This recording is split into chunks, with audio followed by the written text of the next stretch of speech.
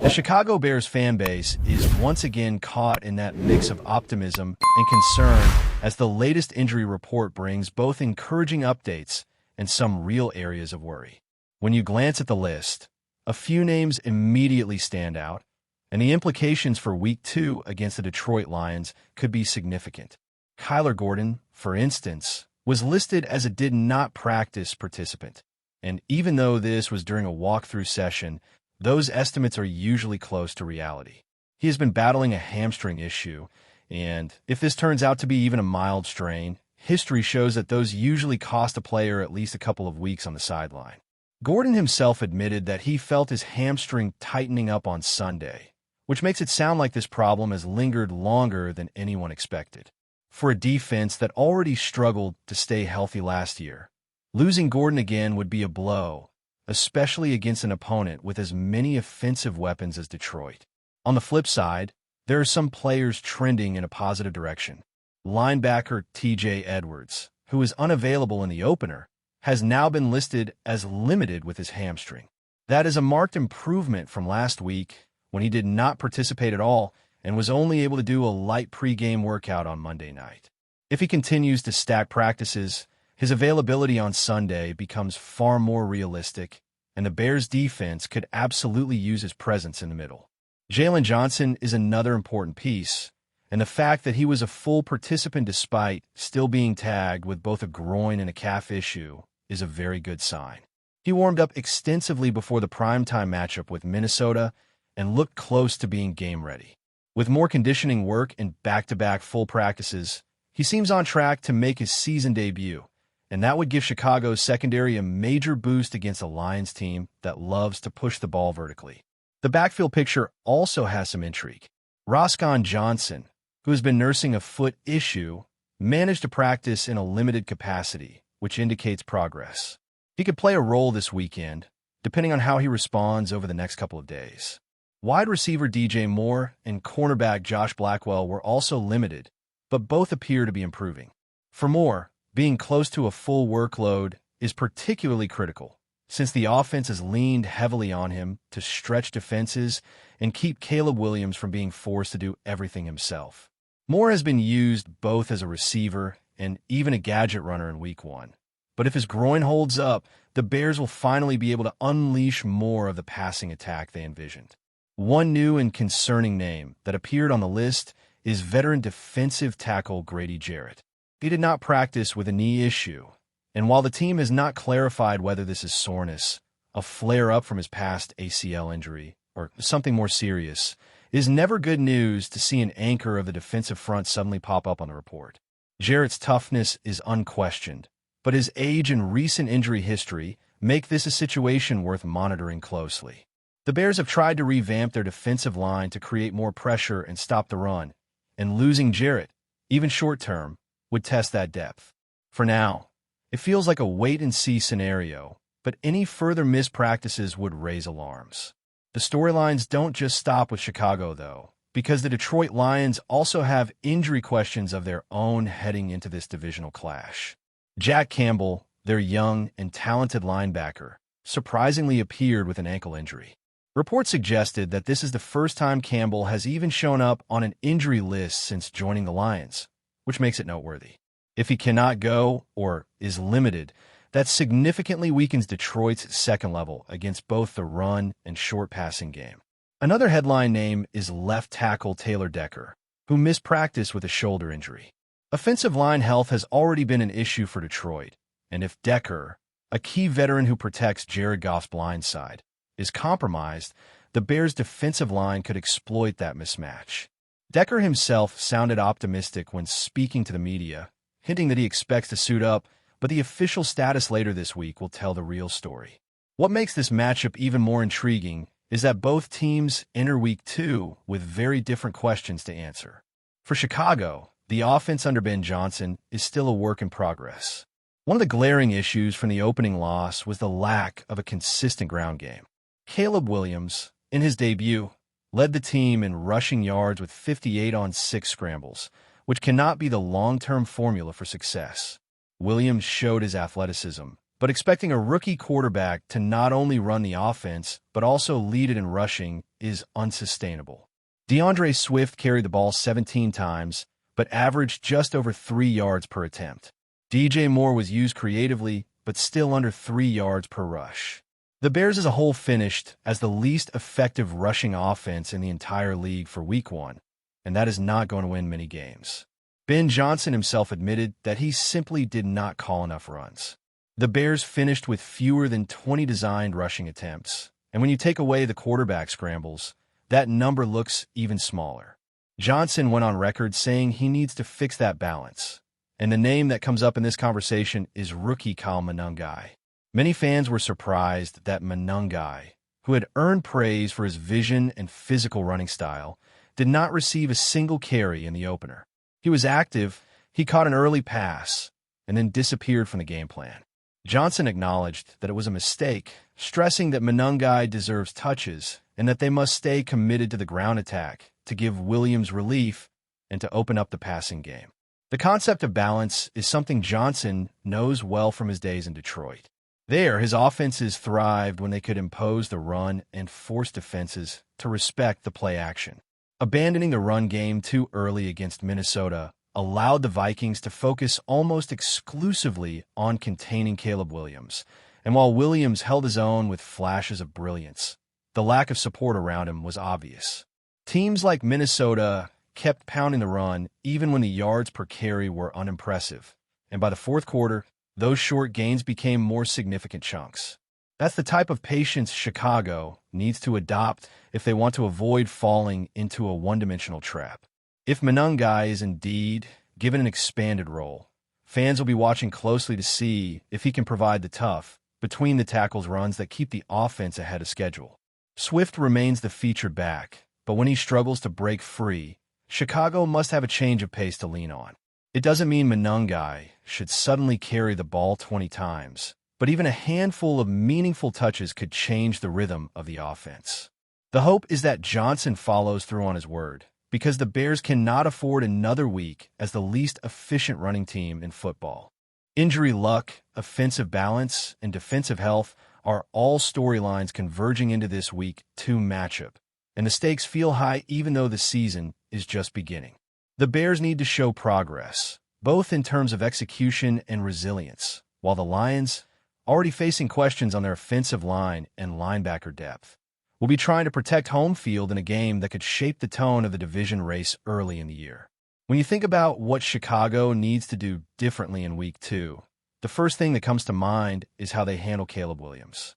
The rookie quarterback showed flashes of everything the franchise has been craving: mobility, poise in the pocket, and the ability to create when plays break down.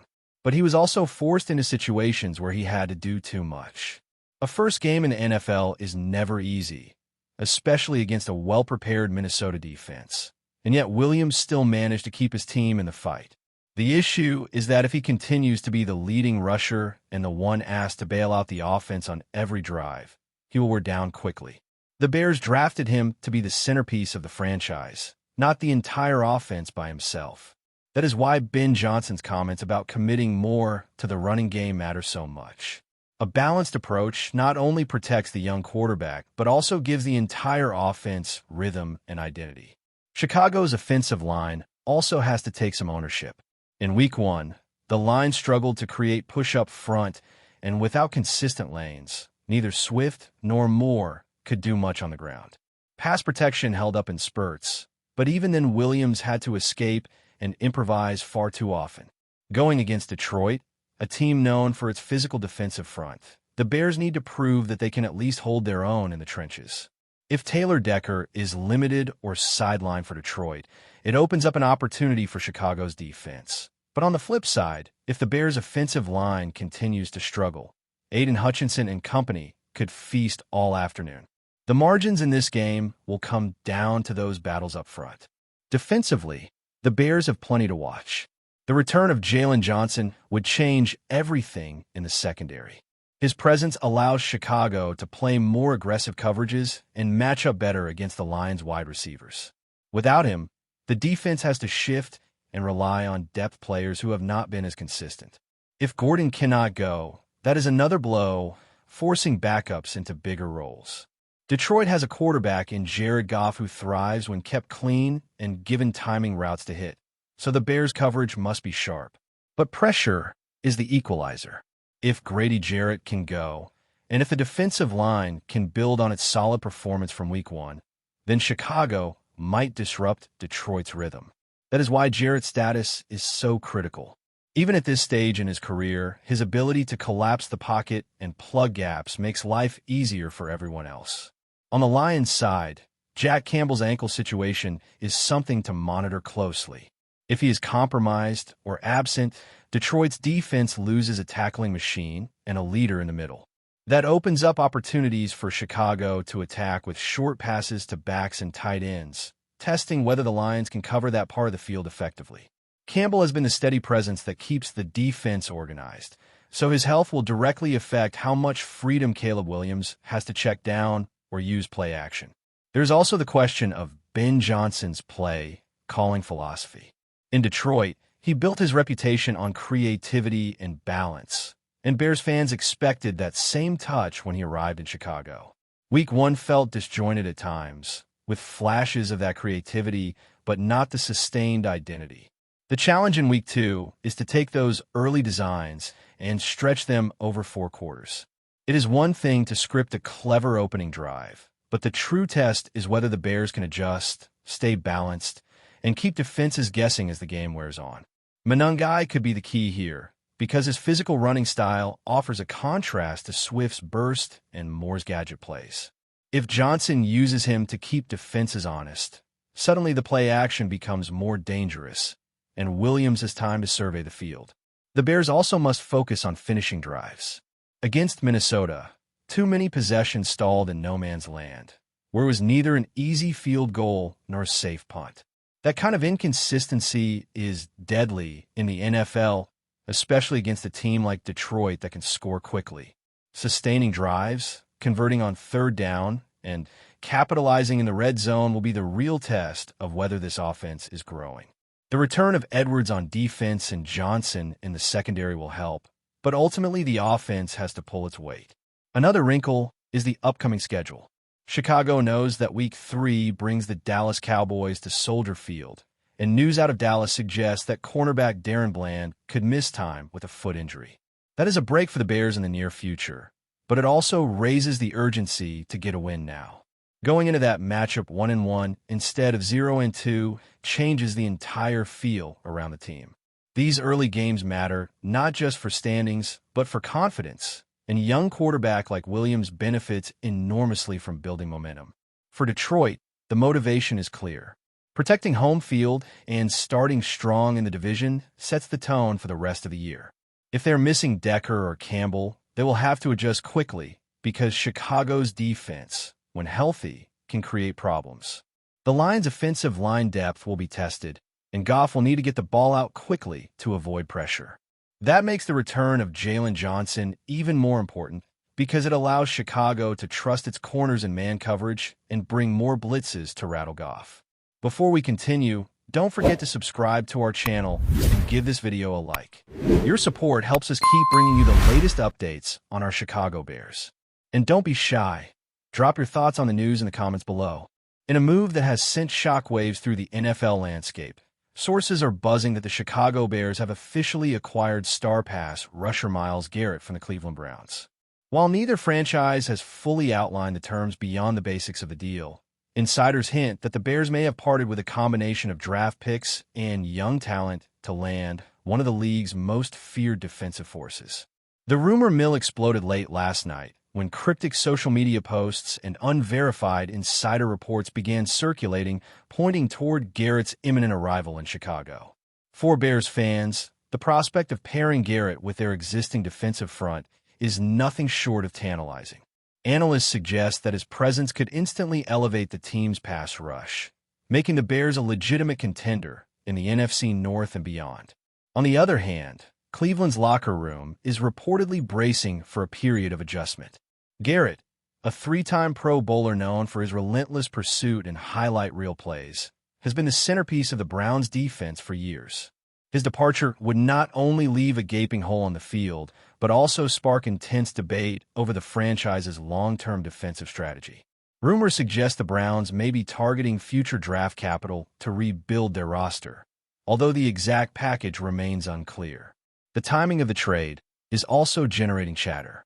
Some speculate that the Bears are positioning themselves for a playoff push, banking on Garrett's impact to turn close games into decisive victories.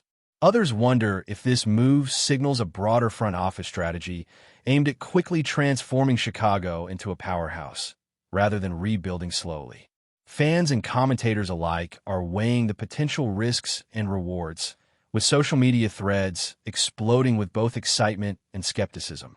As the NFL world digests the news, one thing is certain. The conversation around the Bears' defense has changed overnight. Whether Garrett's arrival will translate into immediate success or a high-profile gamble remains to be seen.